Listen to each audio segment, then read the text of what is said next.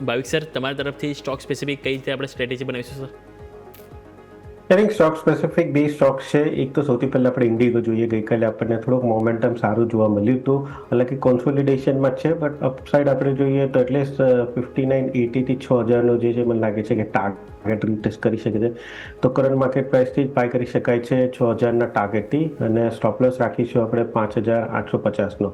Second આપણે જોઈએ છે તો આઈ થિંક એમ્ફેસિસ છે, એ મને હજી પોઝિટિવ દેખાઈ રહ્યો છે. ગઈકાલે આપણે જોયું હતું કે છેલ્લા 4 ટ્રેડિંગ સેશન્સ પછી એક ડૂજી બની છે, બટ ઓવરઓલ અહીંયાથી એક્સપેક્ટેડ છે કે 2850 સુધીનો અપસાઇડ જો ટાર્ગેટ છે એ આવી શકે છે. 2800નો પ્રાઇસ ચાલે છે, 2850ના ટાર્ગેટથી બાય કરી શકાય છે. સ્ટોપ લોસ 2770નો રાખી શકાય છે. ઓકે, તો ઓવરઓલ અહીંથી ભાવિક સર તરફથી પણ પસંદગી બનેલી છે ઇન્ડિગો અને સાથે સાથે આપણે એમ્ફેસિસ, કે જે આપણા સૌકોનીથી ફોકસ હોવો જોઈએ. ટોટલ 5 પસંદગી છે 2 એક્સપર્ટ તરફથી. 5 તમારા સ્ક્રીન ઉપર છે, which target and stop loss focus કરવાની સલાહ રહેશે.